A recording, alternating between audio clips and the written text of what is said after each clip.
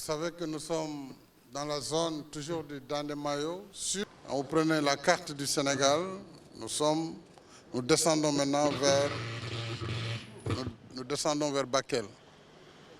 Et cette partie du Dandemayo Sud est caractérisée par des affluents, des défluents. Ici c'est le Djoulol, où les populations avaient énormément de difficultés pour franchir, surtout pendant l'hivernage. D'arriver que les gens restent 2 jours dans cette partie du cours d'eau. Et c'est en 2009 pour la première fois que j'ai visité ces contrées dans le cadre de mes tournées de pérégrination pour voir l'état réel du pays.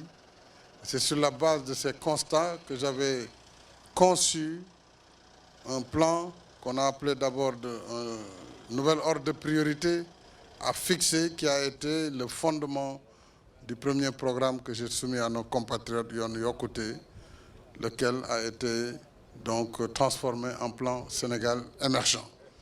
Et le plan Sénégal émergent, tout comme Yoonu Yokkute, a pour finalité d'abord la transformation structurelle de l'économie. C'est cette transformation en infrastructure, c'est le développement de l'agriculture et sa mécanisation, sa modernisation, la modernisation de nos outils de production, l'industrialisation, l'énergie, etc. Tout ce qui est le soubassement du développement avant de passer vers la croissance.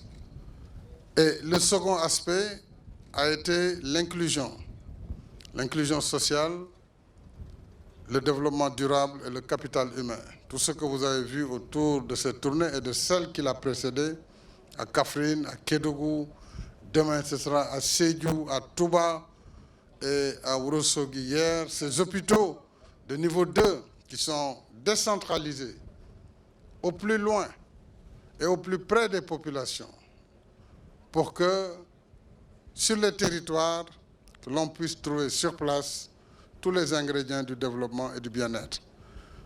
Cette route fait partie de ces ingrédients du bien-être, puisque ma conviction est faite que tous les Sénégalais méritent de bénéficier des retombées des produits de la croissance nationale.